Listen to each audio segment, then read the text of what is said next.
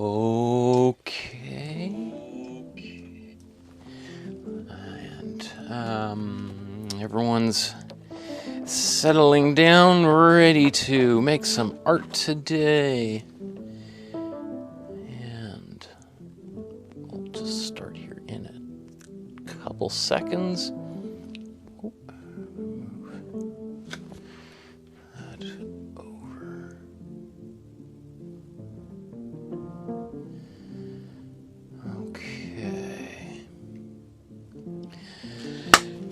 Hello everybody, my name is Michael Markowsky, and I'm going to be showing you how to do some basic drawing. Even if you've never drawn before, come on in, stick around, and you're going to learn something, especially if you actually draw along with me.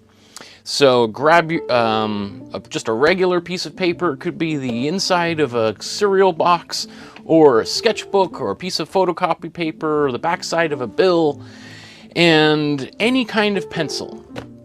So that's what I love about drawing, is you can even use those cheap little pencils you find at the library when libraries are open again. Okay, so let me see, a few, wow, lots of comments pouring in here. I'll check those out in a second when we get a bit of a break. What we're going to do today is we're going to learn how to draw what's called the character turnaround. And that's where we draw a character from lots of different points of view. For our purpose, this is an introductory class. We're probably only going to be able to do 3 or 4 angles, possibly. Probably a front, a side, a back side, and if we have a little bit of time, we'll try to do a 3/4 point of view. So those are some of the things that you probably saw in the thumbnail to this video just before we went live. And so you're probably wondering, like, why is this even important? Why do I want to learn this if I'm just drawing? Well, on the very most simple level, it's a good exercise just to practice drawing, right? So we're going to do a little warm-up exercise, and we're going to just sort of learn a little bit about the turnaround process and just sort of practicing drawing. But the kind of main purpose of a turnaround really is to help you understand the whatever it is you're drawing, the character, or you could do this with your coffee mug, or a baseball, or a car, or an airplane, or basically infinite number of things. Anything you can imagine. You can even, it could be something, a blob or an abstract form in your imagination. The idea of doing a turnaround helps you understand what that object is and its form, and you kind of simulate 3 dimensions. And so, I could go on and on about the uses for it, because any artist can do this. I've taught this in fine art classes, traditional drawing classes, and I get some kind of eyes rolling from some of the the painters and people who want to do so-called high fine art and more abstraction, because they think this doesn't really apply to them. But I actually think it applies to everybody. Anybody who is trying to use their imagination to express themselves. And I'll blab on about this as we do it. So let's get right into the exercise today. As you know, I like to use some different colors of pencils, usually just a red and a blue, because they tend to show up kind of well. Or this is magenta and blue on the screen here, and usually use the magenta red as the first layer of sketching, and then the blue as I start to refine some things. But you can just use, as I said, your regular pencil, or if you have a nicer quality pencil or charcoal, go right ahead. Also, color is kind of nice just to spruce up your sketchbook a little bit. So I thought what we might do is here's a little doll that my daughter plays with. She's taking a nap, so she won't mind that it's temporarily missing. But I thought this would be a good thing to work from life for a little bit, because we have been kind of drawing from photographs, and drawing from life is a little bit different because we're using two eyes. Now, technically, you guys watching at home are still kind of seeing this image like a photograph because it's been flattened by the video camera. The video camera only has, or in this case, this one up here, only has one eye, I guess you could say, right? So, whereas I'm looking at it and I'm seeing it in 3 dimensions, right? I have 2 eyes, binocular vision, allowing me to see, which is actually drawing with your eyes from life is really difficult because I have to sort of make the picture up in my mind.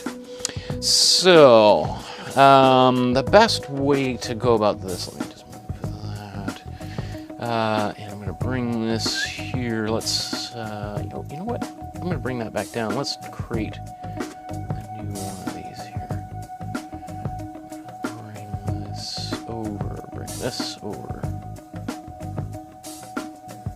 okay, and then let's pull this down here, okay. So, I'm going to, let's turn our sketchbook onto its side like this. Okay. And I'm going to do a warm-up drawing, a turnaround. So we're going to kind of learn the basics while we're doing our warm-up. So maybe I'm just going to shift a few things over here to make make everything fit. Okay, so let's start out by dividing our. We're gonna kind of put a little grid on the page here. Maybe I'll just move this back so people can see the full thing here. So I'm drawing a little line on the top and bottom of the page again. As always, noticing these aren't perfectly straight lines, especially because we're doing a warm-up. So I don't want to get worried about getting all perfect even at this stage, or really ever, personally, but that's... Okay, so here's kind of the middle of the page, top and bottom, just as a little frame. And I'm going to try to... Let's see, I'm going to move this over here so I can see the whole thing. So I'm going to try to draw this fellow or gal right here. So how would we get this drawing on here and to do it in a relatively timely fashion? Well, obviously this is a little bit bigger than this, so I'm going to have to shrink it down on my drawing. And if I imagine that this is kind of the middle, right? It looks like we almost have a 4-head tall figure, right? 1, 2, 3, 4. So let's divide this again. Okay. And so since this is 4 heads tall, that's really helps. And how about let's draw, how much space do you think I need? I might need half the page here. So, if this is half the page, well, maybe I'll just do a little dotted line right down the middle. Okay. So this is going to be for another view that I'll get to shortly. And so let's now start putting in some of these shapes. So I'm going to start with the head, this round shape here. All right. Now, I'm just gonna show you the inside structure here of this little, what is this, a fox, I think, right? And this fox doesn't seem to have much of a neck, so there's 2 ways we could do it. We could draw a square or an oval shape. We're not going to see much of it, and this is also the underdrawing, so let's just, since we've been drawing rectangles, kind of looks like, let's say it comes halfway down here. So between these two, about halfway. All right, and then let's just draw these legs in. And then these hands are kind of, our arms are kind of going right out that way, but there's not really room for it. So I'm gonna draw like this. Again, if you're using the full page, you could draw, but I'm specifically doing it like this so I can show the character rotating in scale to my first drawing. Okay, so the next thing is, let's just kind of get a little bit more detail. We've got this kind of a dress, and the dress seems to kind of go a little bit past the kind of the hips here. So I'll put that in. And I can go back in and really define the shape better, but just for right now, I'm kind of simplifying things. And then let's say here's the straps on the top of the feet, and then we have these shoes, which are going to kind of come down a little bit lower. Okay, now this is a little bit, you guys can see this, but I have to kind of try to avoid getting my big head in the way here. So let's, even before I start drawing this, I'm just going to divide it into quarters, right? Like a personal-sized pizza. And it looks like the nose is pretty much about in the middle here. So I'm just going to draw this triangle right like that. Okay. And then it looks like it kind of curves up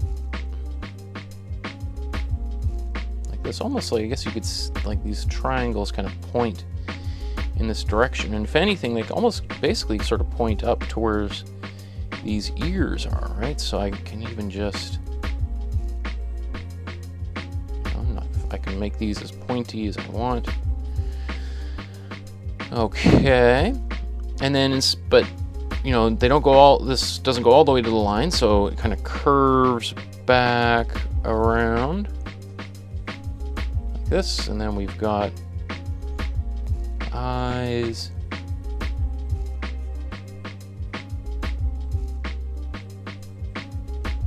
This. Okay. And this, we've got kind of little frills here on the shoulders. There is a slight difference. We're not going to get into the whole pattern of this, but somewhere around here is where the stitching kind of changes, right? So this is a great start. This is my underdrawing for this image. And you know, again, what's useful about this is, let's say I wanted to, let's say I hand stitched this from scratch, right? And I wanted to then start an Etsy store, and I want to mass produce these, you know, or sell it to Hasbro or Fisher Price, and just create my own cartoon and everything, right? I want every single one of these that is made to look like this one, assuming I like the way the first one looks. So creating like a template like this, so that if I'm getting it made overseas somewhere, or I'm making them all myself, either way, I want them all to look the same, and I want to be able to kind of come back and make sure, do they look like this or this one, right? But maybe I don't have the opportunity to give everybody, you know, if this is being made in a warehouse and they're making thousands of them at a time, they can't just pass this thing up and down the assembly line. They need some kind of image to refer to. Okay, so let's just kind of draw a little bit more of these details in here. I'm just going to kind of go over top of my lines and refine them.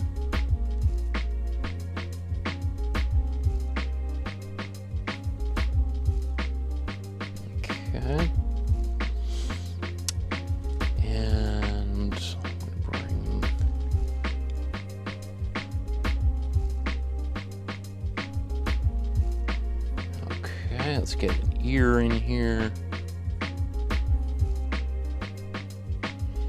And I guess we'll change, maybe should I do like that maybe? I could do, I kind of like the way that looks. I can also change things up as I work on it, right?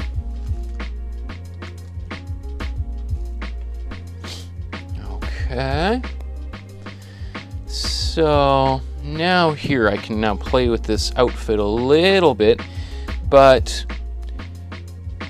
I kind of want a little bit more, like I don't want this to be, like if let's say the outfit was like that, do I want every single one to be sewn like that or drawn like that? I probably want something that looks, you know, the standard version of it. So maybe I'm going to simplify things a little bit, right? So here's this kind of the collar. And then I kind of like this bell shape curve. And I'm going to give it a little bit of a rounded curve on the bottom.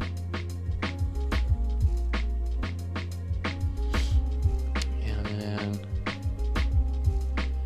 it looks like there's these sleeves. And you know, you drawing at home, make your own changes that you might want to add to it. Like you don't have to follow what I'm doing here. You certainly add whatever you like to it. If you wanted to put hands on there, by all means, go right ahead. Or paws. I don't think there's no little claws or any other. So let's say I'm going to make these legs, spread them apart just a little bit, even though that's not how I originally drew it. So I'm just going to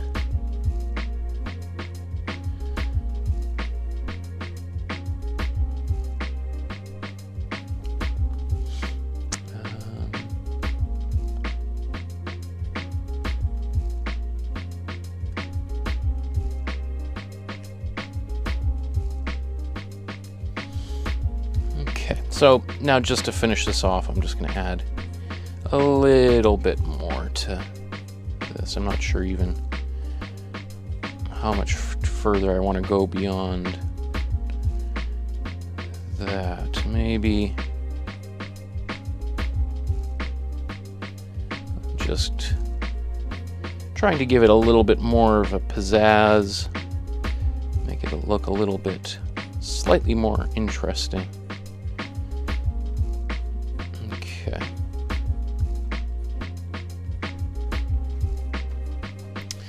So I think that's good enough for this stage here.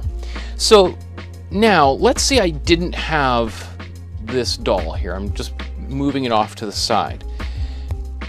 And let's say right now what I'm going to do in this space is draw the doll from one of the sides, right? So like maybe the right or left side.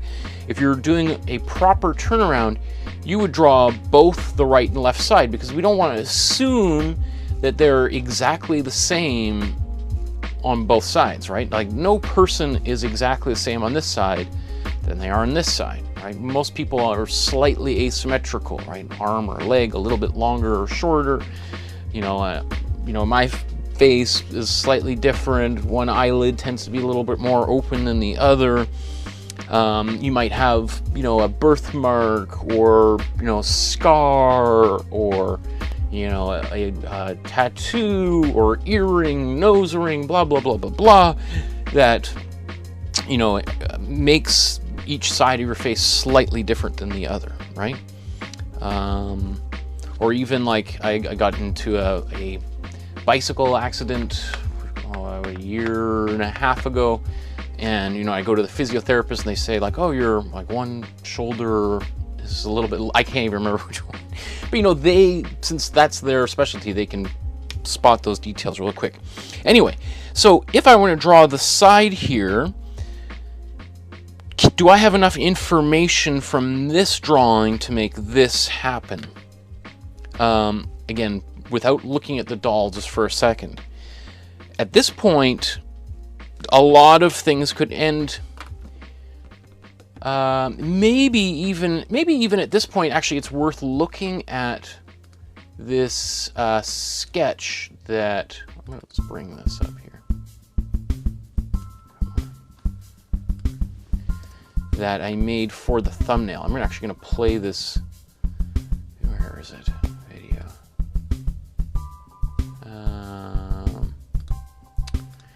Because I think you can kind of see my process here. And we'll kind of go through this kind of quickly here. Okay, whoop, let's slow down. What's the best? How can I fit all of this in here? Let's create another thumbnail.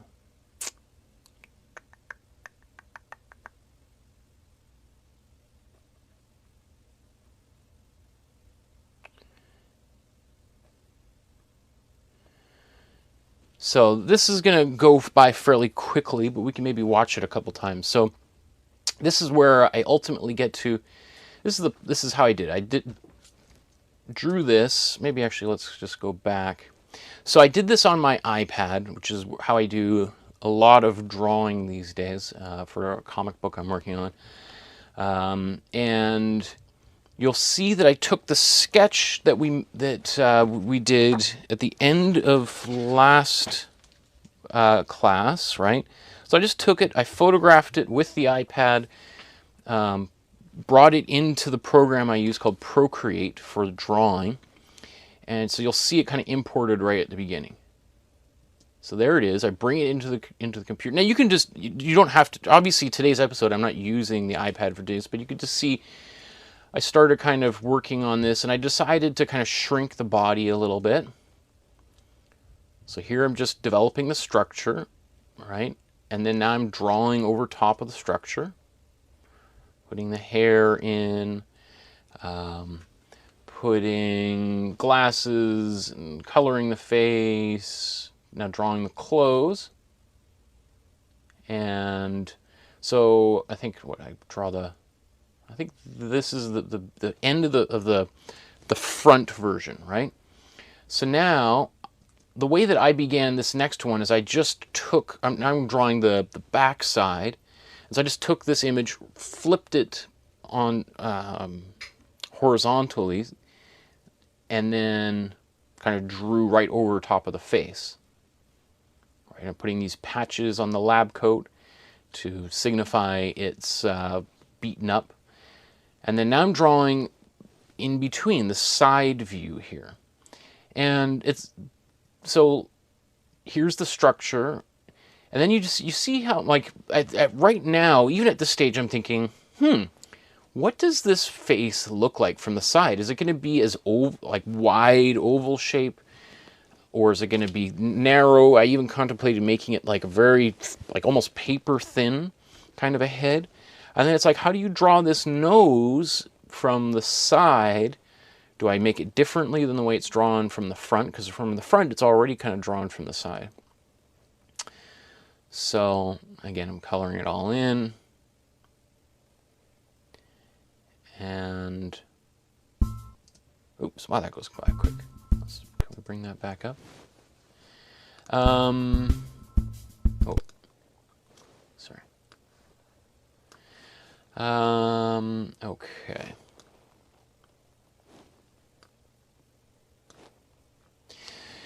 So a few things, just I'll talk while this is kind of rendering out again, so you can watch, is, you know, I figured out the front and the back relatively quickly.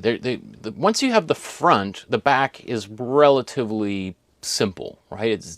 And generally there's not, well, even I think actually you see me in here, I think because Peter's character, he was talking about he was an older fellow, so I thought, rather than just gray hair, let's give him a bit of a bald spot, right? So I erased some of the hair and then kind of just gave him just a bald patch on his head.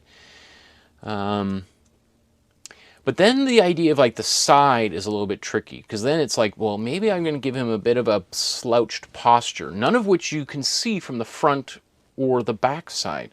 So I kind of drew him, instead of kind of being upright in that heroic kind of pose like we did maybe I guess a month ago, where the heroic person has their shoulders out, chest up, right? I'm a big strong man, right? Versus this older fellow is starting to kind of slunch over until eventually we're walking around with a cane, right? So I did that, and I would say even at this point, I'm just going to stop it right before it ends there. Ah! It just goes by so quick, doesn't it? I'll just say, come on, slow down, that I'm not super happy with the way this side view turned out. I don't feel like it fully looks consistent with the front view of the head. I feel it kind of looks a little bit more realistic in a way, whereas the front view is a little bit more playful. So I think if I was to do this again, what I would probably do is round this chin back a little bit. And I think I'd also have to play with this nose maybe more. Maybe even making it larger, taking up more of the face somehow. And I think maybe even the shape of the head should be kind of wider to kind of accentuate that this is a scientist, maybe a brainiac, so maybe it needs to be bigger. So those are things that I wouldn't even think about until I did this exercise. And I'd rather tackle these problems now in this kind of situation than, let's say I'm working on a comic book and I'm 10 pages in, and then I'm like, what does it look like from the side? And then I do one drawing, and then 5 pages later I do another drawing, and then I realize, oh, I like the way I did it before, or this new one better. Now I got to go back and erase this one. Or worse yet, I don't even think about it. It gets printed, and then you have like people looking at it going, no, on page 46, the character has an earring on the left ear that was not reproduced on page 74. Clearly this artist is incompetent. People love looking for those kind of, there's a whole genre of YouTube videos where people are picking apart, those discrepancies and inconsistencies in films, right? Or comic books even, right? So I want to sort this out now. Okay, so let's get back to our drawing here. Okay, so I have the luxury of being able to actually look at the side of this, and which side do I want to use? And again, in this case, they're both fairly similar, right? So let's continue this around here. Okay, so I'm just going to move this. Okay, so I'm going to put this character right in the middle here. I'm going to draw another circle. And then now I'm looking at this shape. It's pretty much like my big head in the way here. Kind of a triangular, right? You can basically put a triangle right on here, because remember this is this nose. All right, and the mouth, a little happy mouth. And then how far back is this eye? Well, it looks like it's right around here, near where the circle would be. All right, so if I was to draw a circle on there, and then we come up and down, just like this, right? Now again, are these ears, are they back like this? Because, potentially the way that I've drawn these ears could be really long. They could be coming, in this way. They look like this from the front, but potentially they could be like that long, and they look shorter from the front. So again, that's why doing this is important. So these they're kind of poking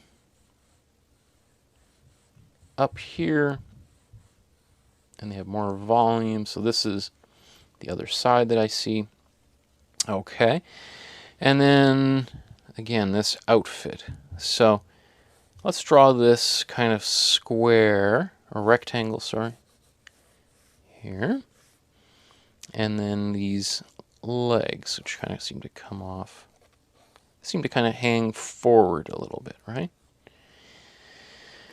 And then we've got the tail, which we couldn't see before, right? So the tail seems to, maybe it's a little bit higher even, right? So, again, my head is in the way. Okay, so now we have this, and then we have an arm, and I'm just going to move this arm forward, right? So let's say this is this shoulder socket here. We've got this arm out here like that. And then now let's draw this outfit here. So we'll keep this same sort of bell kind of quality.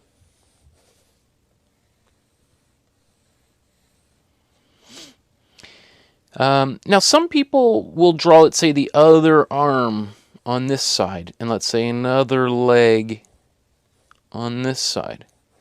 So it's as if they're kind of striding forward, walking. It's up to you. There's no right or wrong way on how to do a turnaround. It's, you know, as much detail as you want to put in here that you feel is necessary. Okay, so let's start drawing over top of this.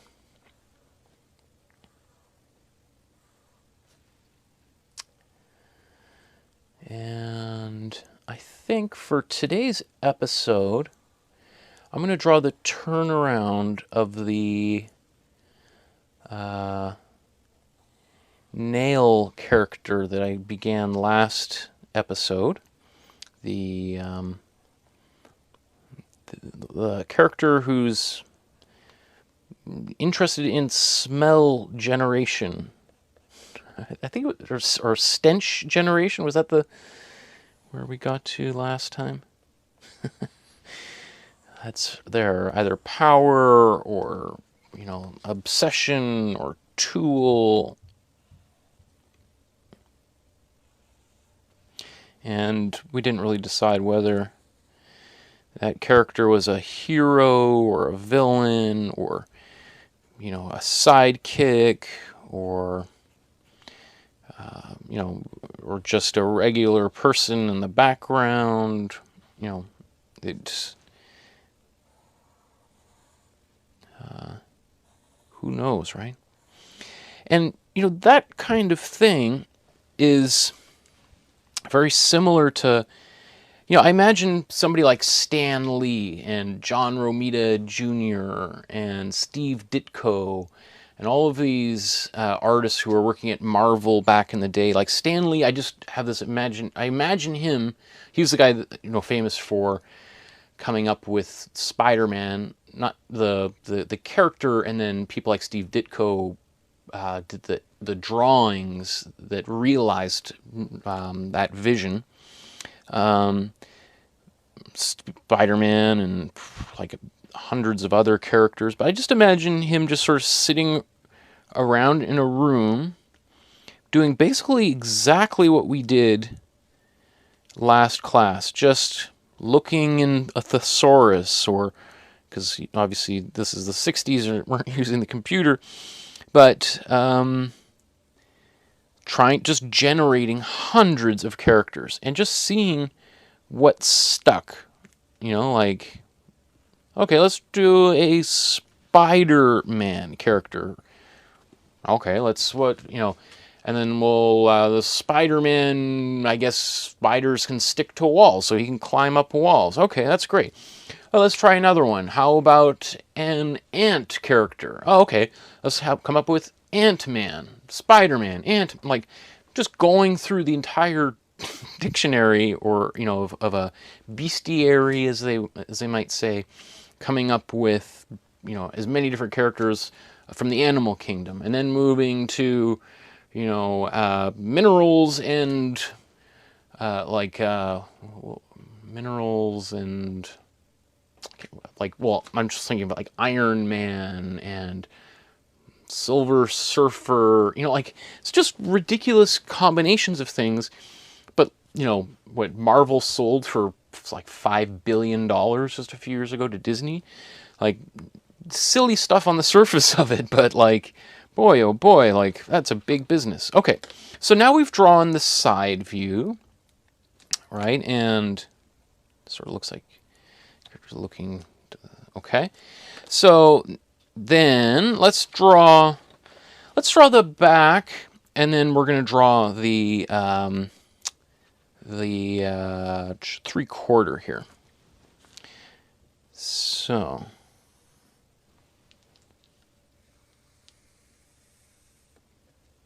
and maybe actually I might be going a little fast, so I'm just going to hold off a second here, because I know that's a comment I've heard from people, is that you're just like racing ahead. So when I finish something, I'm just going to hold off here. I'm going to look at some comments that people may have left previously. Palash saying, I'm doing good, thanks. My drawings have gotten better. Awesome. Heidi says she needs to catch up with everyone else. Peter says, nice to see the familiar crew in the chat. Great. Okay. So let's, as people are caught up, let's divide. You can divide your page up in the same way we did before. Remember, we were doing a 4-head tall figure. All right, this being the center line. And I'm just going to divide it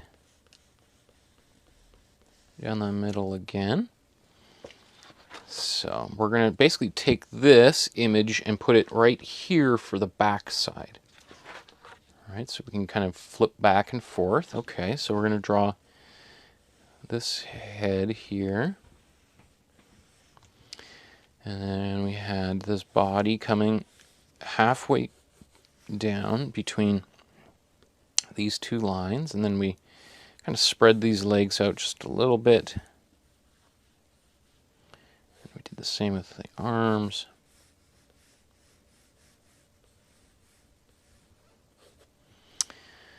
And we kind of did this bit of a bell shape. How far down did that outfit go?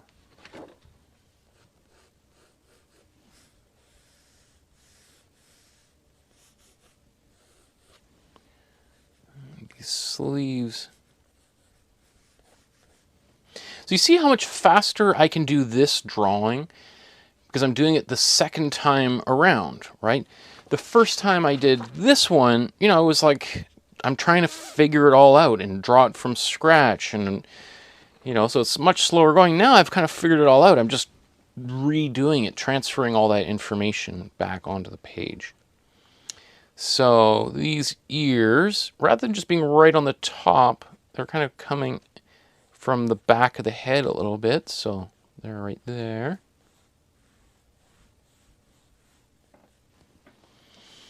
Okay, now we see this tail. Where did the tail come out? So again, let's be consistent.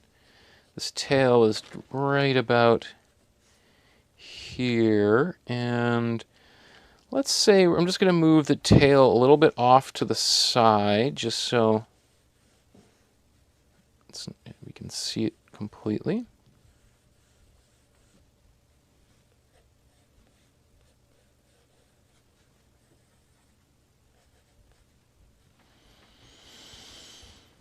And then there was this stitching on the top, and that was kind of about half that far down.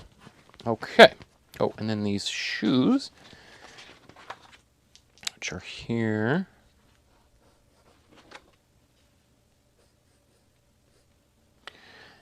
Okay, so you can see that I'm also looking less at my original image here, and then I'm now going back to this maybe even more, because these have to be consistent. All these drawings, it's important that they're consistent.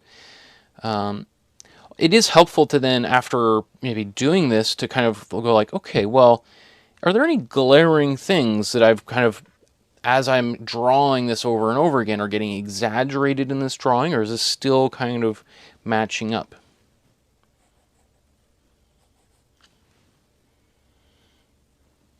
Like even, so for instance, look at this with the black tips on the ears.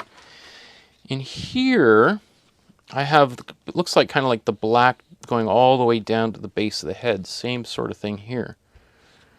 All right, so the question is, do I want this to be all, this here says black on the top and brown at the bottom. Do I want to make some changes here? Or do I want to change this here? Right, so this is again where this would be really important, because if I just gave somebody these two drawings and said, you know, create another one of these, they might send it back to me with this being all black, because my drawing, these two sides communicated black here, and then I would get it and go like, wait a second, look at all the mistakes, the differences. So that's doing that kind of extra work is helpful. Okay, I'm going to speed up a little. Well, maybe I'll keep, so this is kind of our extended warm-up. I'm going to keep doing this, and then I'm going to do a kind of a faster version, which you're welcome to follow along or just watch, of how I would do the turnaround for the the character that I invented at the beginning of last week's class. Anyway, so let's draw this ear here, and I'm going to say, I'm going to make this backside is going to be black, but I'm actually going to give, this would be a little bit of the brown kind of come, or the white, or coming through here. I don't know.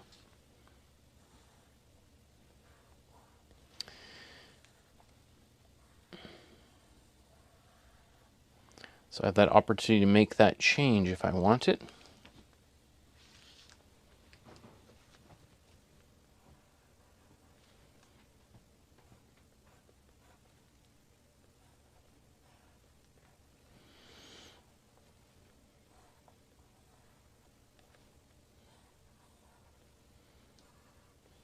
Okay.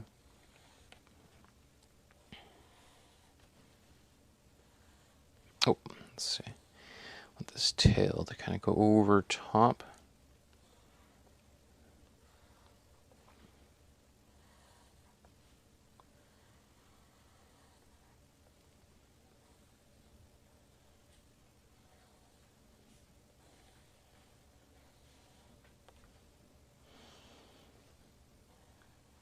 So you want ultimately this kind of thing to be as clear as possible for yourself, or if somebody was working for you, that they could be able to go over top.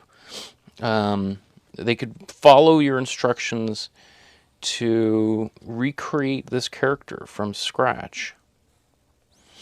So if I was really doing this and preparing it to be sent off for manufacture, then I would really be kind of like I was doing with those ears, I'd really want to think about those details very carefully, making sure that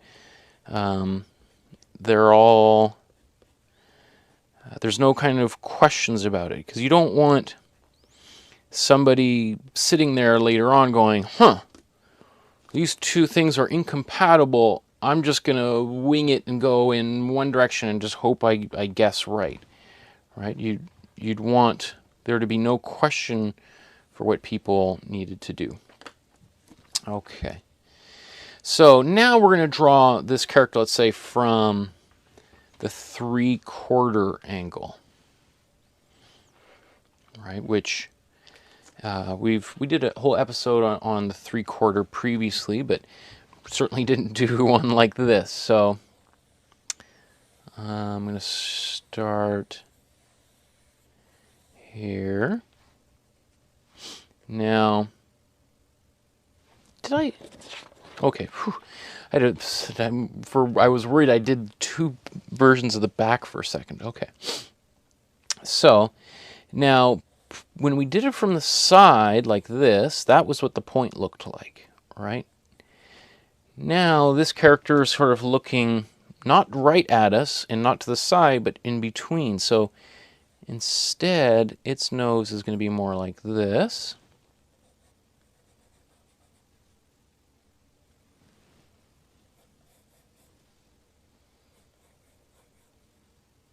So we don't see that other side of the face.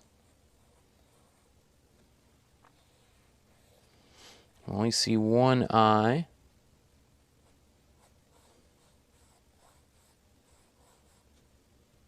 Seeing a little bit of these ears and this little ear. Sorry, my head in the way again. Like that. Okay.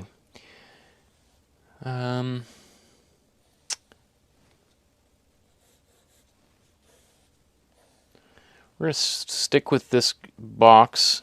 We could, if we were going more advanced, we could actually draw it like a, let me see. You know, like, let's say like this block. We could, rather than just drawing from the side, we could draw it like this. Right, so that you're kind of seeing these two sides. Again, it's the interior part of the creature. If this was a little bit more advanced class, we would do something like that, but I think for our purpose, it's going to be more than fine. So this is one shoulder, and then we have another shoulder over here. And I'm just going to have this arm kind of as if it's going out this way. And this arm as if it's going out this way. Okay. And then again, this bell-shaped outfit. So the 3/4 is definitely the most difficult one of all. So if you've gotten the first one couple down, you're like, okay, I'm getting this, and then like, whoa, okay, hold on. This is a little bit more difficult. Well, no surprise, because now, especially if you don't have something to refer to, drawing like this is definitely more difficult. So let's say we're going to have one leg here, and let's put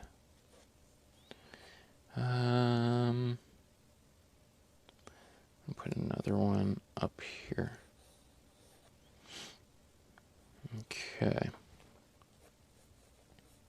So these are the straps.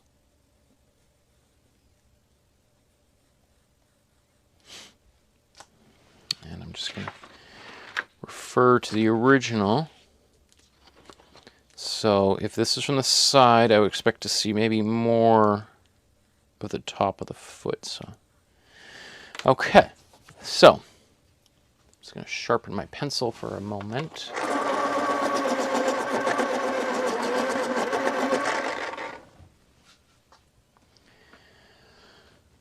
Okay, so let's go over top of this sketch.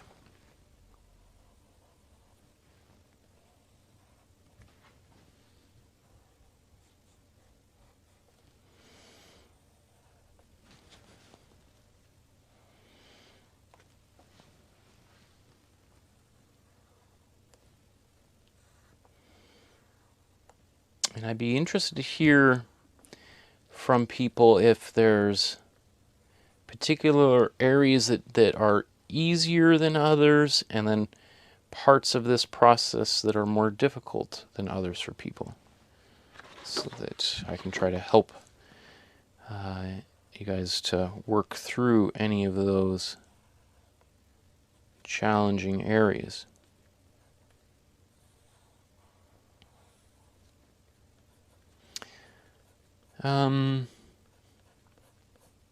Another thing is that eventually I'm going to redo this series. I'm going to do it again now that I'm kind of getting a little bit more of a handle on how this all works. And I'm slowly putting together a book. So this is a lot of this information will be contained. Oh, so I think actually this should go this way. So any kind of feedback you have as to what you feel is working well or has worked well, or conversely things that you think haven't been working well and you think I should do differently, or were really confusing, or you think we should have learned this before learning that, I would love to know what those things are. So whether those are comments you want to leave in the comments section, or my wife was talking about I should create a Google Doc or something for people to leave comments or feedback on. But yeah, I haven't quite figured out the best way to do that. But in the meantime, especially since I want to do another, this is episode 28? Episode, I think it's episode, I don't even know where we are right now in this series. This is incidentally also episode 75. I've been doing 75. I've done 75 live streams since April. I taught this. I've been teaching this class that you're watching right now, a photography class, and then prior to that, I was doing one every day for a month, where I was making a children's book for my daughter, making a mobile for our daughter, and just testing out some equipment. So anyway, this is episode 75, which, you know, when I began, you know, 5 months ago, never thought we'd be here. So thank you everybody for all your support and watching. And it reminds me, if this is stuff that you appreciate, I would love if you could subscribe to the channel, like this video. If you want to leave a small donation via PayPal, there's a link in the description below. $1, $5, $15, $50, $100, however you see fit, all of it is appreciated and helps sustain the show. So, okay. So, here's my character turnaround for this doll. Obviously, I could color... Oh, you know what? There's a few things I forgot. Let's say, forgot this. And that's why even doing multiple views can be helpful, because it really kind of makes any glaring details really stand out, right? So same thing here.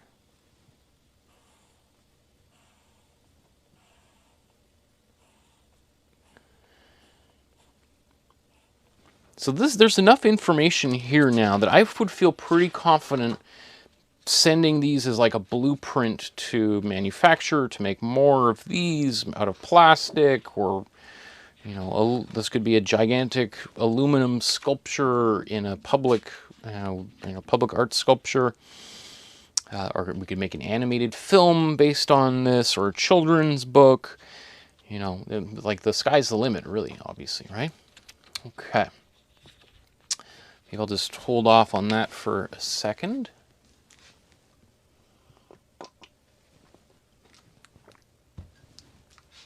You hear my slurping sounds nice and loud in your ears. Okay. I'm also very curious to know if anybody was able to create a character over the past couple of days, and based on our last class. I don't know if everybody was drawing what I was drawing, or if other people just took those cues and created a different character based on the same prompts, or just ran off in their own direction. And so I'd be interested, even if you don't want to share the images, I'd be interested to hear in the comments how that process worked. Did it, you know, sometimes people, you know, especially when we're watching something like, oh, you made it look really easy, and then I tried to do it on my own, and I just could not. It didn't come quite as easily, right? Obviously, I've been doing this for, I don't know, professionally for 20 years, and then ever since I was a little kid doing this kind of stuff. So I have a lot more experience and practice at it, but you know, that's what it takes, is just kind of sitting down and doing these, you know, I think that a big part of it is, it's tea, Heidi. I'm drinking tea. I'm a tea guy. Thanks for your question. A big part of this exercise, or in particularly the last classes, the character design, is just not being precious about things and just throwing ideas out, not getting fixated on one idea. And if you do come up with an idea you're really excited about, rather than just like, okay, stop, let's just run with that, just keep on digging in every direction. And then once you've got lots of choices, then coming and starting to kind of refine things. Because this is, you know, when I'm teaching these kind of classes at university, often, you know, sometimes students come to a class with a fully developed character, and they're already like, okay, this is what I want to use for my animation, or for my product design.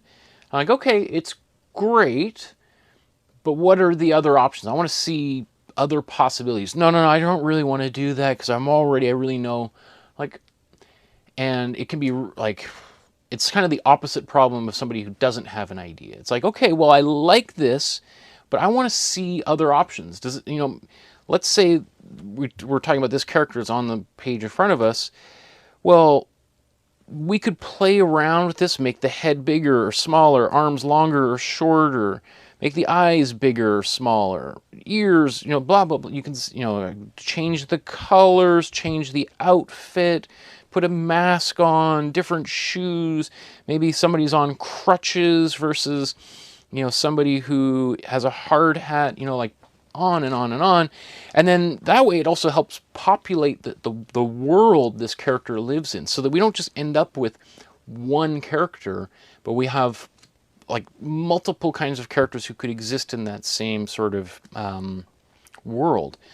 And then lastly, as I think about this, if you did really pursue this, is what would happen if you showed up at a pitch meeting for your toy or your character, and somebody's like, oh, you know what, we just bought, you know, on spec, or another character with very similar kinds of like facial structure or body proportions. Do you have another version of your fox character that we could look at? And if you didn't, you're like, no, I threw all my eggs in one basket, and I don't really, I'm really committed to it. And I'm like, okay, well, thanks very much. Have a nice day.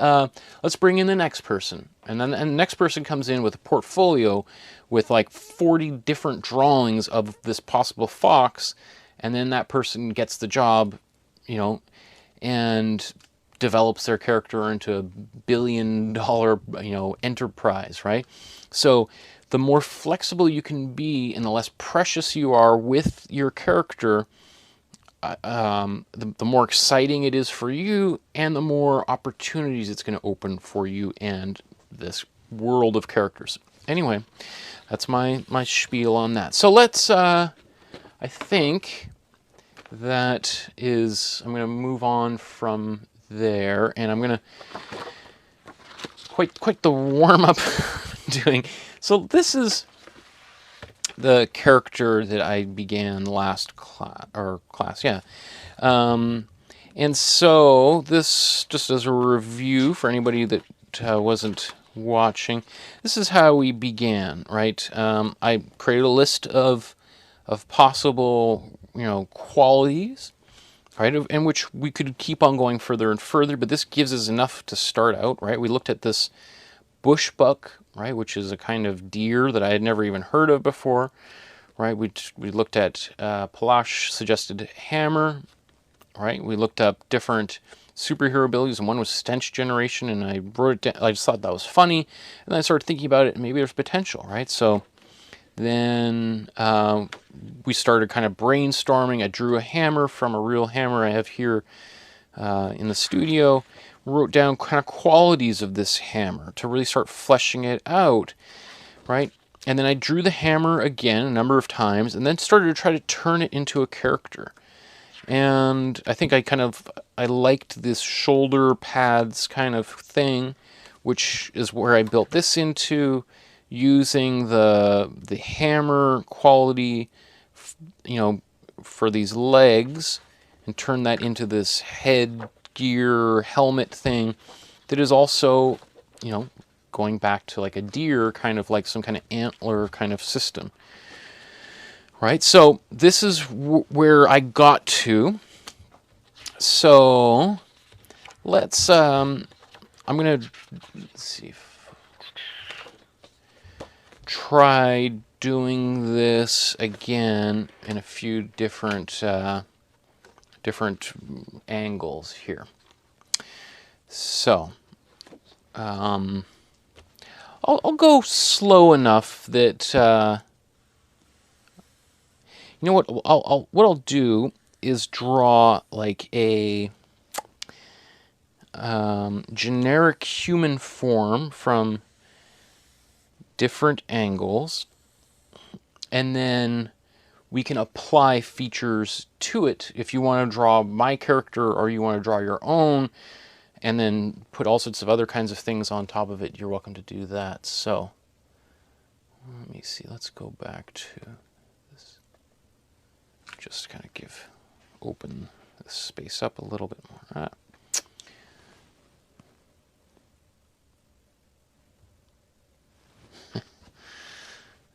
Okay. So, if you remember how we began this, right? So we're going to draw a 7 head tall figure, 7.5 head tall figure. All right. So I'm just going to do it on this side. So I'm dividing the page. This is the center line. I'm just going to divide it into eighths again.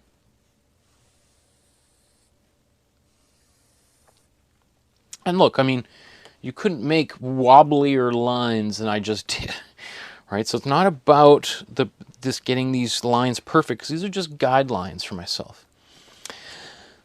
Okay, so let's, a while back, got all these, I love having a sketchbook just full of lines. It's so satisfying. So, didn't we do a female figure? Oh yeah, okay. So this is kind of the basic structure. We're just going to replicate here on, I guess, maybe I will go back to this view here.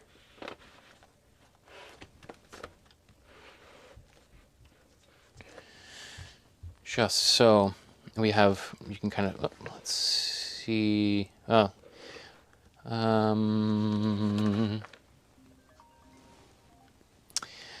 I'm just going to X out the top and the bottom, and I'm going to write 1, 2, 3, 4, 5, 6, 7. And maybe let's just do this on both sides, just for clarity's sake.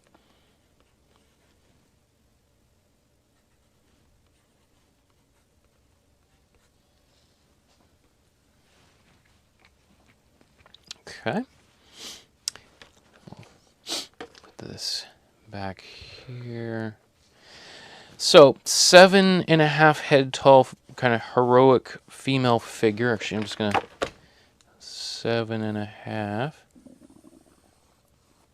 Ooh, do you hear my stomach grumble there? My goodness. Okay, maybe that fits a bit better. Okay. So I'm going to draw a line down here, because this is going to be the center line of this figure. You can see how much space I have left on the page. So it's going to be smaller because I have less space on the, the drawing is going to be smaller. So we start out with this oval. And to help kind of figure out how wide these shoulders are, I'm just going to draw a couple of other heads, divide them in half, and that tells me how big these shoulders are going to be.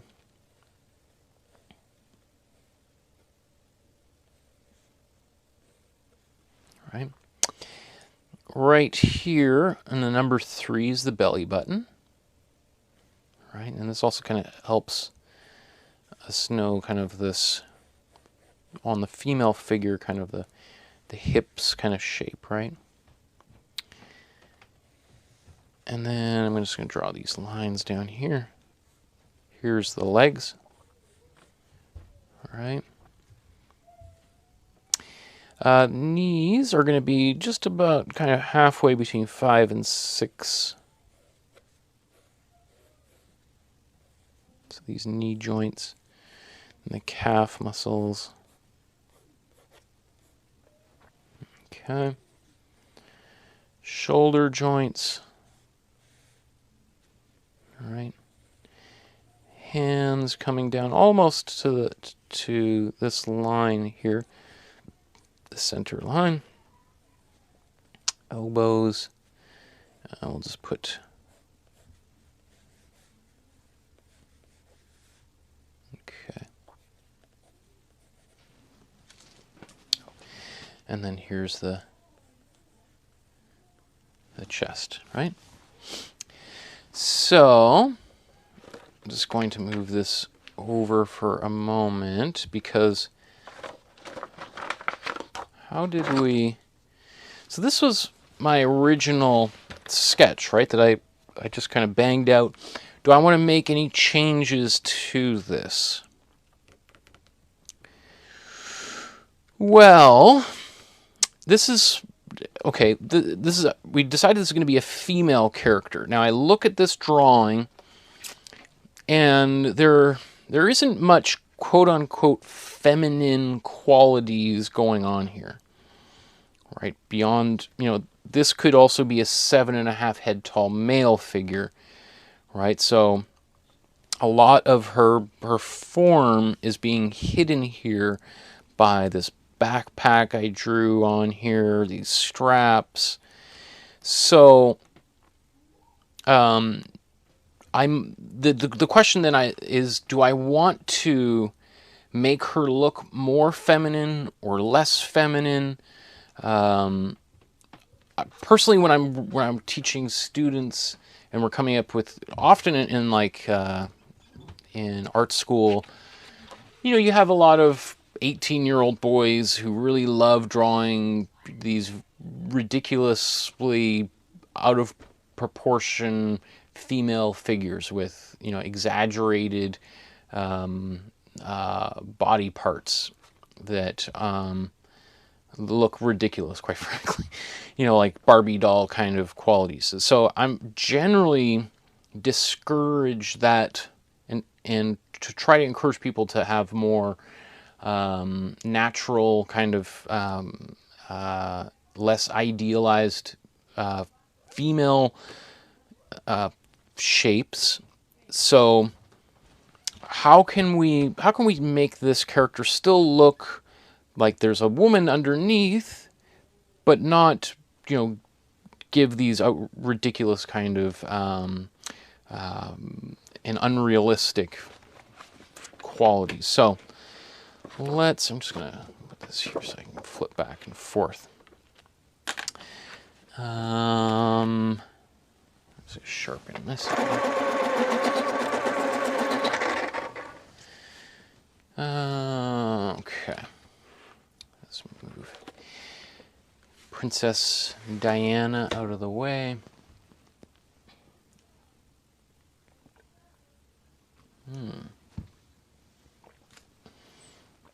Peter's comment, perhaps you could cut off the top of the mask and add hair, but keep the horns. Cool, like that idea. So keeping this like ventilator kind of quality and then giving her hair. I like that. Great idea. I'm going to run with it. Okay, so let's start with, if this is, I have to do this flipping thing back and forth here. So I had these horns, right? Or maybe these are breathing tubes like snorkels or something. And I don't know how they would attach. It looks like, okay, so let's imagine that these are her eyes, her human eyes, and she's got hair, and then some, oh, you can't even see that. Michael. Okay, so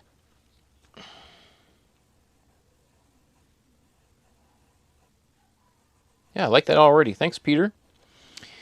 Okay, so this would be her hair. Maybe we could have her hair in a ponytail, or it could also just be, or a bun, or it could be flowing, and it could change depending on the scenario, right? Okay. So, how did we go? Okay, we got these big shoulder pads going on here. And I think I had, what, 3 of them. Oh, they're much bigger. Well, let's make them a little bit smaller then. So that, because again, part of this process is trying to give yourself some options.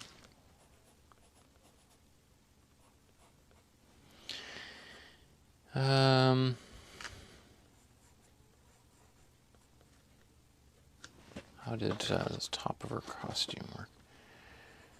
So let's just try something a little bit different here.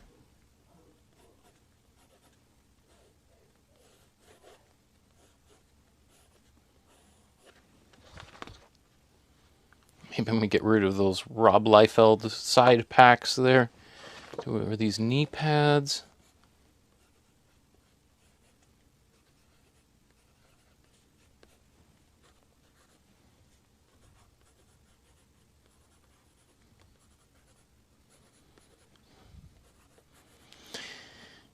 Okay.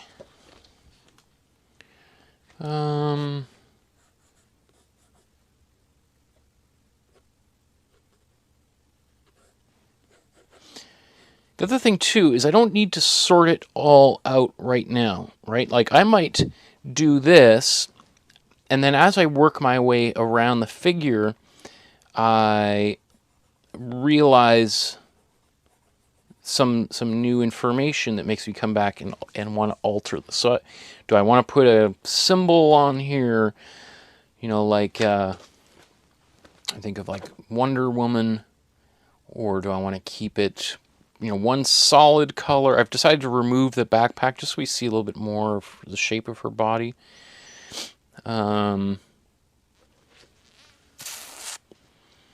So how are we doing with time here?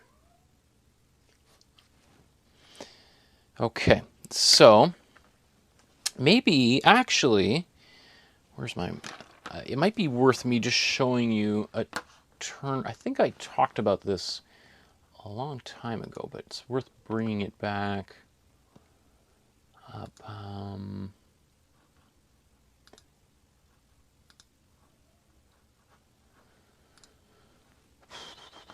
Where is it?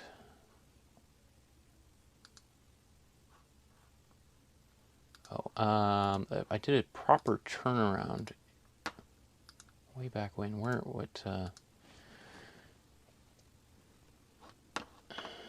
Oh yeah, there it is. Oh, but how do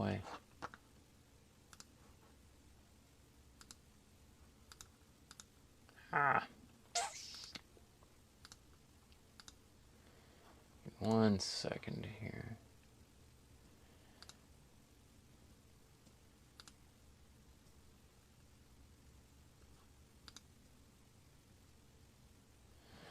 Well, I'm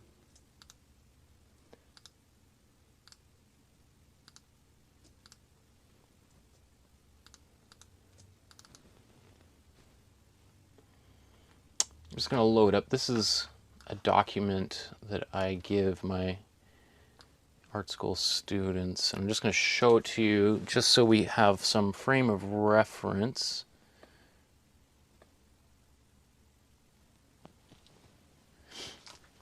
So this is a drawing I did, kind of showing some of the, does that all fit on the screen? The very general kind of musculature of the female form. Here's the male figure. And then here would be a much more complicated version of like the skeletal form inside. Obviously, in this course, we've just drawn the like a pillow for the torso. This is here you have the rib cage and the pelvis, and you can see the leg joints, etc.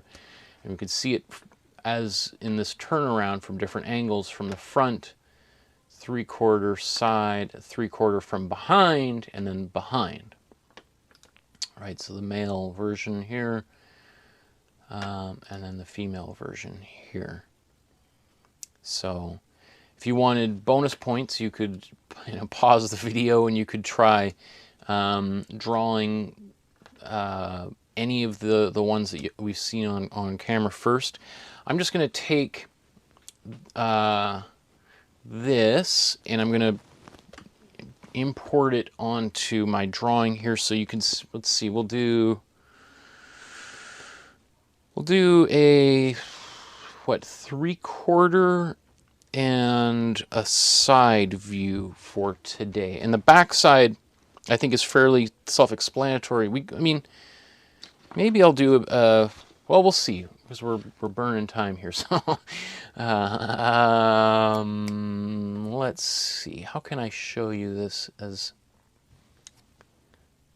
easy as pie? So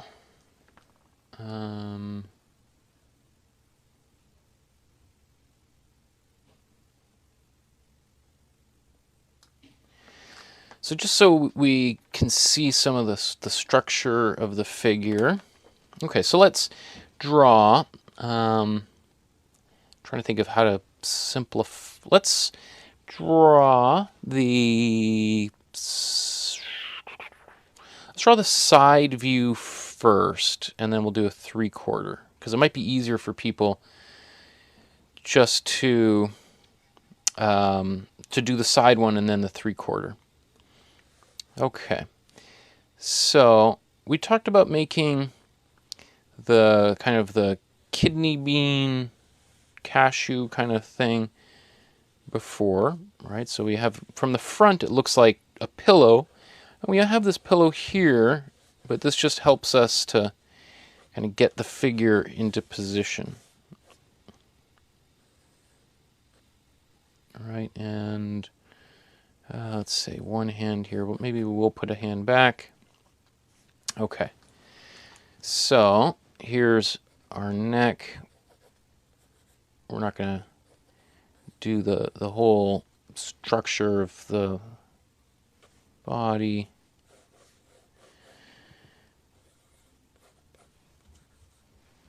Okay.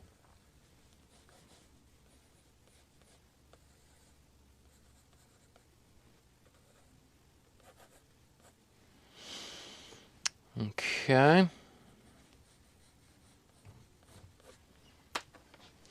So now, how do I turn this character into the side view?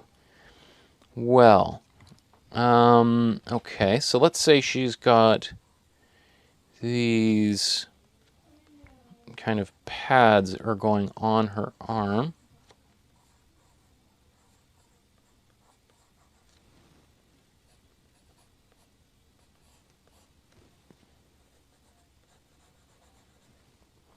Okay.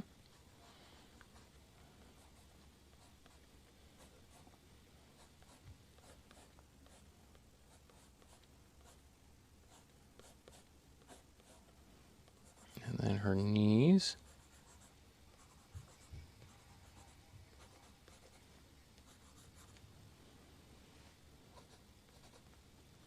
Just moving her head forward here.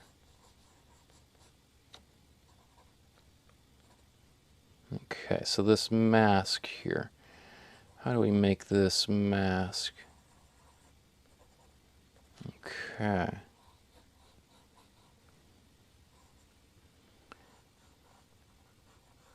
So I'm just inventing stuff as I go here. Like I don't know, didn't really think too much over the course of the week as to how this would look, but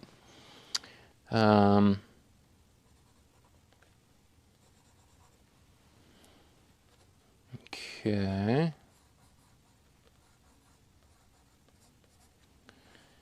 So again, I could draw. I could draw the other leg, but I think we kind of got this view. Oh, and this is. So right now she's wearing this kind of swimsuit-ish kind of outfit, and I can change that. Let's do the 3/4 view now. And maybe I'll just bring myself back into view here. Okay. So we're now going to draw the position between these two. So maybe even I'll just draw a line to help kind of guide us. All right, so this is this head. Let's just define this form just so we know where we are. Here's going to be one shoulder, here's another shoulder. If we think of this bean shape here, right, and her chest is right here, and then we have an arm and another arm, hips. So let's say one leg here and another leg here. So yeah, I know I'm going a little bit faster just because I'm like an hour and a half into the class, so I want to just make sure I can fit all of this in. So if you're welcome to draw along or just sort of watch, but okay, and then these are her thighs, and also you can see I'm not going full detail. Like obviously I've done versions of these let's say we did a finished one, which is a lot more rendered, right? And so we can do something like this, but I would discourage you from doing that at this point because we don't even really know what this outfit is going to look like. So we want to sketch it all in, and then I can use this as the sketch for another drawing, right? So let's, if this is, we got one eye here, her outfit. Okay. How do we have this helmet kind of go, or her hairline. And then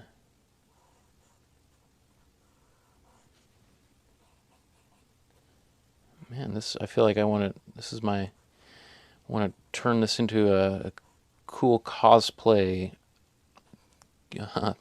thing here where we could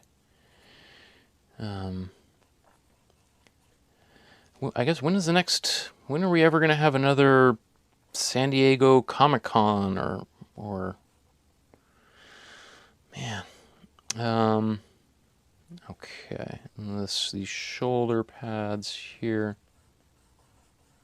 So I'm trying to envision what they look like from the side. They're kind of like marshmallows or on a stick, right? They're the way that they're kind of stacked together on here.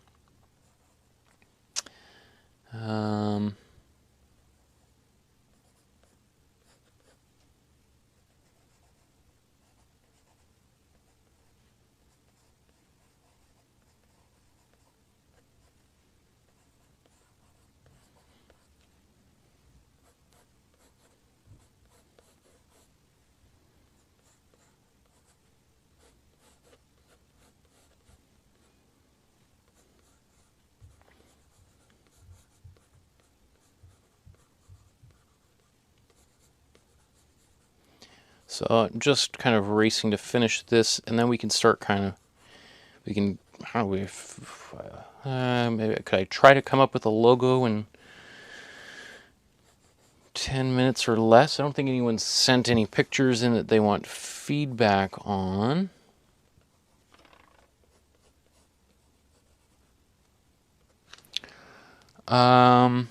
Incidentally, as I'm getting sloppy with the hands, next class on Tuesday, I'm going to be doing a whole demo on drawing hands.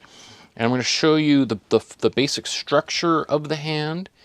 And then next Thursday, this time next week, we're going to do a much more in-depth workshop on like drawing, not just hands from the top and bottom and side, but reaching forward and backward and like all sorts of different like fists. And because once we understand the basic structure, then we can go nuts and really play around with things. So I already started creating some of the images for the thumbnail earlier today, and I was getting really excited because it's definitely one of the things that I love teaching most, because it's drawing hands is usually the hands, feet, and faces. And feet actually we're going to do 2 weeks from now, which we're going to spend a couple classes drawing feet, which I know is just like, oh my, but those hands and feet and faces are the three most difficult things to draw. Or well, then they're not the most difficult things necessarily, but the things that people often avoid doing. So you often see superheroes with big gloves and feet with big boots, and people's faces that are mostly covered with masks, because if you're drawing comics, it's a thing that is, I think people are afraid of doing, so they avoid doing them altogether and just kind of hide them. Whereas you'll see that just like the figure, it's relatively simple to do, and if you can do it and you pull it off really quickly, it's super satisfying. Okay, so where are we here? Just looking at the time. Okay, so if this is kind of our character, I could, the backside again we could do, but now I can kind of change this. Now let's say Peter was saying her hair. Now we could have a ponytail. Yeah, let's see. Ponytail kind of works. Just kind of, okay. And what did I call her? Nael, right? So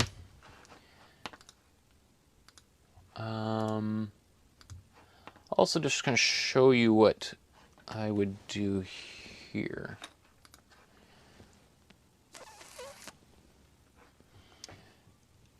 So,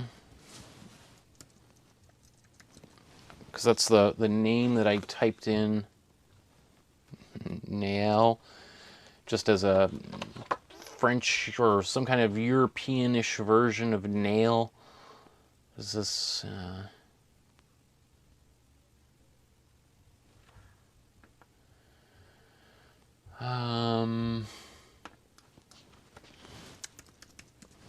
so like this is, what I would do is, let's say I go into nail and I just started looking it up on Wikipedia, and while it's loading here,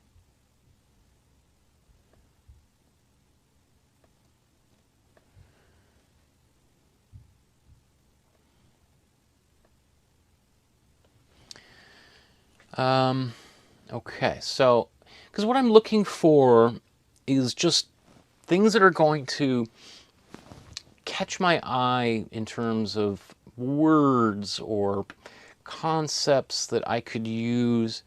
Right, so now I've jumped from hammer and nail to fingernail. All of this is kind of gross, so let's look up other uses for the word nail. Objects as a fastener. Or all these other things like bands named nails.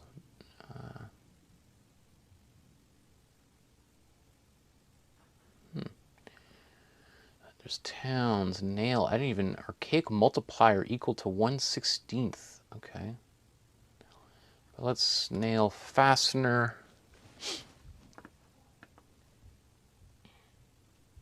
Pins, tacks, braids, cleats. Wire, materials, images. Excuse me. Veneer, pin, wire. So again, I'm just, what can jump out here that could help inform her costume or a logo?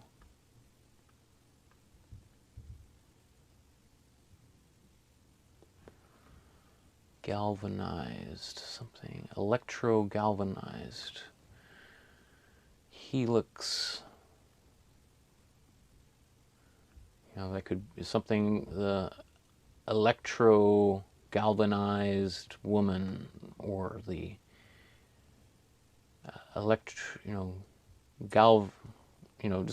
just looking for play on words. Not necessarily I'm going to be able to,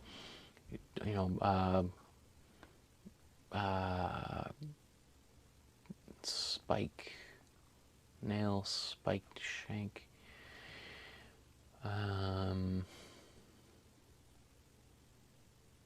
Denailer, the denailer.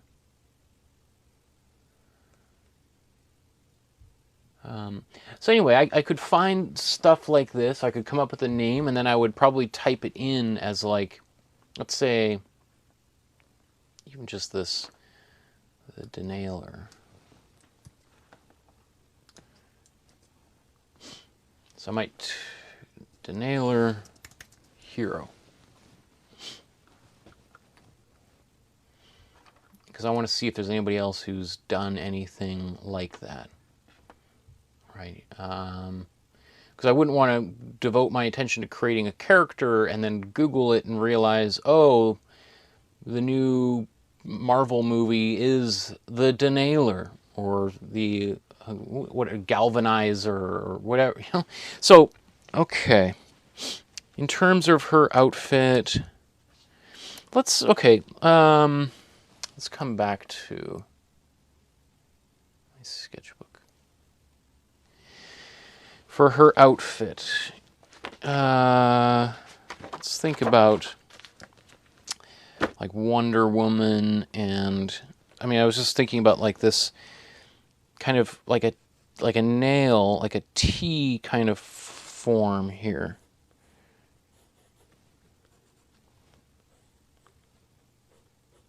And then maybe it continues down her legs like this. I don't know. Is that weird? Or should it be just one straight line going down?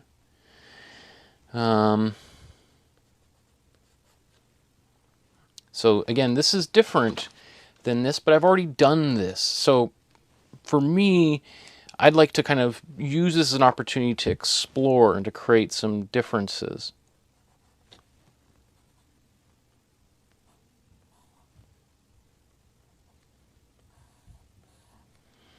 So I'm just seeing how far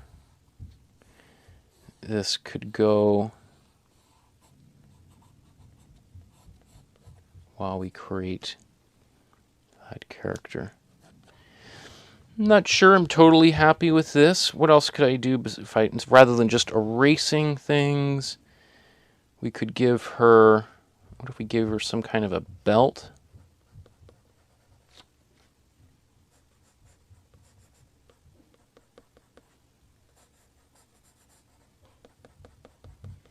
I don't think I like that at all, but I can always erase it. Looking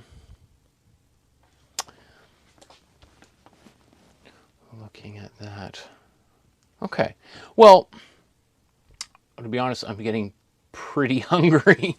Okay, so Heidi's saying she can figure out her own character. So I think, you can see the important thing about these classes, or this last two classes, is just about creating, showing you how a character can begin and get created, and how relatively simple it is, right? The brainstorming process, coming up with prompts, executing those prompts, playing around with different kinds of things. So you're seeing the kind of the creative process going from, you know, idea all the way, you know, if I wanted, I think I have enough here. I would probably do a few more of these. I'd probably work through this costume. Like I like Peter's idea of the hat or her hair coming through the helmet or whatever this thing is. So there's enough here for me to develop. I feel like I've got this helmet thing sorted out, which again, you know, was sort of something that I thought of earlier on. And then maybe these shoulder pads, which I've been using, maybe I just jettison them for a little bit and see where I go from there. But ultimately, the more I play with this, the more refined it's going to get. I would then also ask other people. I would show a bunch of these sketches to some family and friends, both like artists that I might know, but also it's good just to show your work to people that, you know, aren't artists, that, you know, don't know what you're creating or have any skin in the game, and just kind of get their honest opinion about it and say like, hey, what do you think about this? Because why that's important is it helps expand, like everybody has different frames of references and knows and has seen different things. So you want to be able to show this to a bunch of people and say, hey, I'm thinking about devoting the next 4 years of my life or something to creating and developing this comic book, and I'm going to publish it. What do you think about this? This is my design. This is my turnaround for this character. And you might get a bunch of people like, that's great. And then you run into somebody who's like, oh, did you notice that this shape of the symbol actually bears a striking resemblance to this fascist dictatorship in some now, you know, forgotten country that, you know, was overthrown and it was a bloody massacre, and you're like, oh my goodness, really? Really? Oh, well, thank goodness you mentioned that, because that could have gone in a lot of really bad directions, right? So showing it to different people, getting their feedback, incorporating that feedback into your work is really important. And, you know, I could do a whole episode on how to critique something, how to look at something and to evaluate it, but also how to receive that feedback from other people, because not everybody knows how to give constructive feedback. And honestly, sometimes people can be pretty harsh and mean or rude, or we get really precious about things and we take comments, you know, if somebody's comments on our drawings or ideas, we see that as a reflection of ourselves. And if somebody doesn't like your character, then what they're really saying is they don't like us. And that's not, obviously that's not true, but often that's when we're making things and we're pouring ourselves out onto the page, it does kind of feel like us, right? It kind of feels like this thing that I've created, this child, and if people don't like my child, then like, what am I doing on this planet, right? So that's why being an artist often feels like a vulnerable situation to be in. And it takes a little bit of, it takes a huge amount of courage to put yourself out there and to put your work out there and to receive feedback and so, but if you keep in mind that this is not you, this is a drawing that has come from you, then if people have feedback that they can give you, whether it's worded in the right way, and of course some people have their biases and their own things they're working through in their world, and they might just detest, you know, anything of the color blue, and they just can't get over that, and they're just gonna not like your character because it's colored blue, right? So it's important to try to separate, to try to, you know, weed out or sift through, distill, like what is the actual, you know, thing that I can take away from somebody's comment. And you know, I'm here on YouTube, and it's like a cesspool of negativity in the comment sections. Some not on our in this on my videos on these classes has been fantastic, but I have found in the past when I put stuff up that you'd be shocked at some of the ridiculous things that people will write. But again, it's I don't take it personally, and I try to respond in knowing that I often think if people are saying those kind of things, it's coming from like their own insecurities and pain and trauma that they're working through, or not really working through, but just barfing out into the world. And just the more I remember that, it's like, oh, okay, I feel a little bit bad for that person that's their only resort is to gush out negativity. And I just feel hopefully that they can find an outlet like this for those emotions and that energy. So, having said that, I think we'll leave it here for today, and I am going to grab some dinner. I'm starving, and so over the course of the next 5 days or so, what I would love to see is for you to try doing a turnaround. Maybe you have an action figure or a stuffed animal in your apartment or house or at your desk at work that you could use to do a very simple turnaround. Like you saw how we quite radically simplified this. I took out all of the detail really and turned this into a very simple character. Right? It doesn't have to be a humanoid figure like this one, much more developed. We can stay, you know, on a relatively cartoony kind of quality. But, you know, even where was this? You know, like here. This is an old toy that my dad built for me when I was a little kid. And I could do a turnaround of this tank, right? This wooden tank. You know, I can draw, let's just before oh, I guess that camera battery's dead above me here. So, well, this, you know, so you could do the turnaround of this, right? Like, what does it look like from below? What does it look like from above, right? And all of those things would be, you know, could keep you really busy, especially if you wanted to try to get the detail and the textures of, you know, all those kind of things, right? The 3/4 view, right? So it doesn't even have to be like, you know, Thomas the Tank, you know, a gigantic children's cartoon franchise. They would have done multiple turnarounds for a cartoon tank, or the movie Cars, right? Another animated film with different cars that kind of come to life, right? You know, I'm sure if you look online, in fact, so let's see, Thomas the Tank turnaround. I'll be curious to see if.